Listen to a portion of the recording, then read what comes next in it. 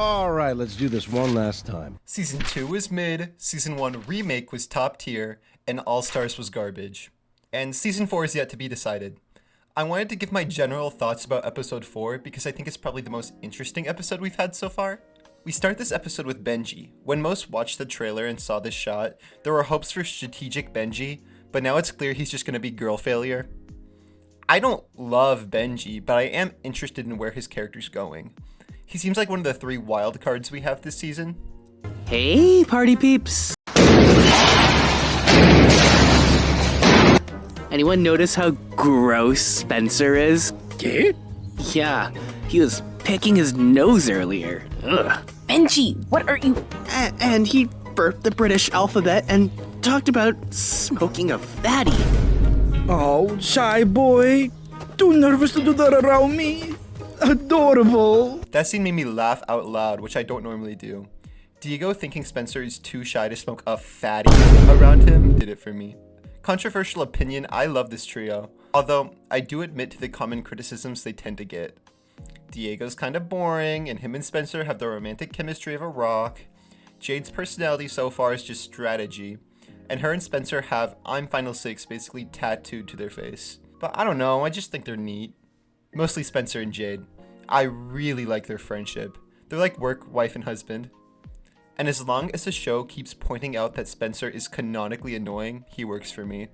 With the whole Jade personality thing, I'm fine with her being a more down-to-earth character. I think that's needed sometimes, but I do hope they end up sprinkling in something else sooner or later.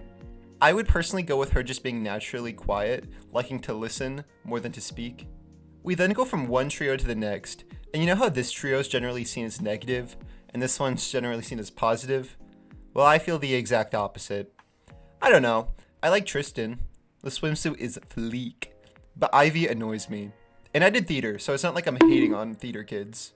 It's just that she was weirdly condescending to Benji this episode, and she was weird to Amalie too. 15 minutes of fame. And I would usually like her not being nice girl 47, but I have a feeling neither of those things are ever going to be brought up in any meaningful way. Jade is okay. Again, I don't really feel like these two have much romantic chemistry. Also, the crowd flipping them off felt very weird. Not bad, it felt like how Total Drama has that really out of place scene with the maggot gag in the opening of its very first episode. I do really appreciate the variety of scenes we're getting, like it all doesn't have to be some big sob fest like All Stars was. The more comedic scenes are refreshing, although this comedy isn't my personal cup of tea. I tend to prefer comedy based off of the characters' personalities. I think how I feel about this group will be decided the next time the red team goes up for elimination. We go to blue team, and, you know, I really didn't like Logan until this episode.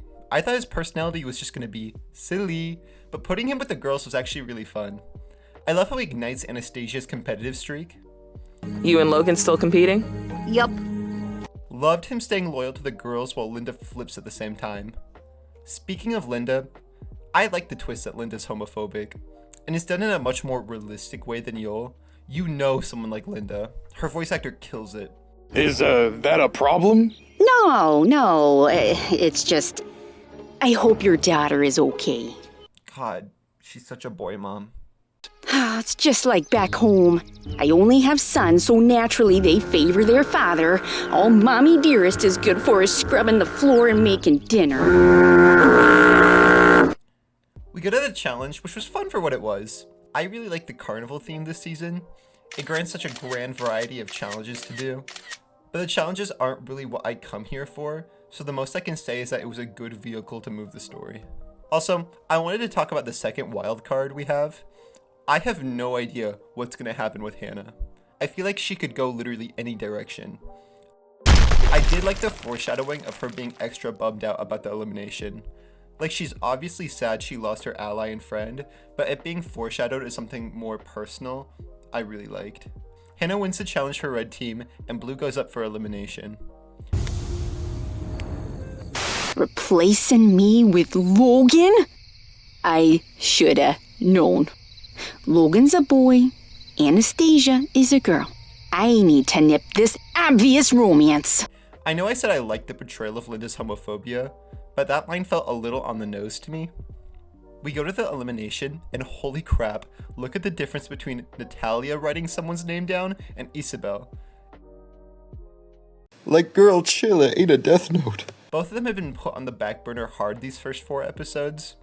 I really hope that they'll get more focus because right now they're feeling very Gret and Gabby all-stars. Details like this must have been specifically noted in the script to include, so it confirms it in my mind that we're getting villain Issa. Isabel's actually one of my favorite characters right now because she breaks out of all the stereotypes you think her character would fall into. I don't even think they'll go the plain evil nun route.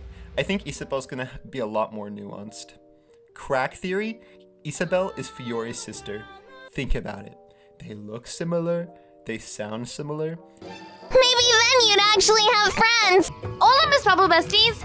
Isabel's foreshadowed parents feels very similar to Fiore's foreshadowed parents.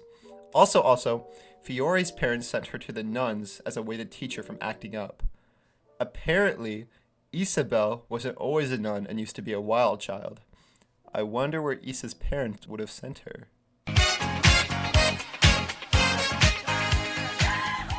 Guys, trust me, this is basically canon, I swear! I'm hoping that Natalia gets more highlight. It seems obvious due to her career choice that she's gonna reluctantly cover up Isabel's mistakes, but I hope she isn't forced to be doomed with a Disventure Camp support character role.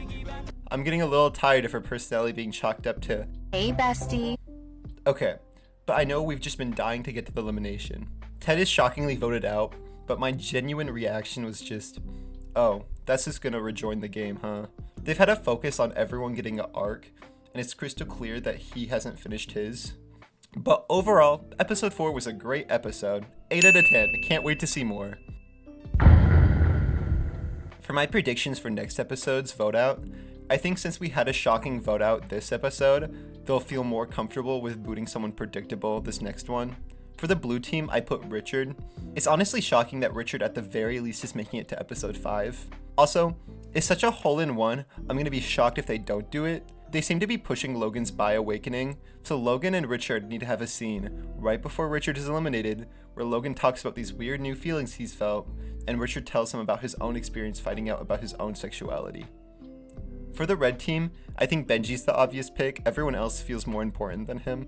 Although, Benji seems to be being pushed more than I ever thought he was going to be.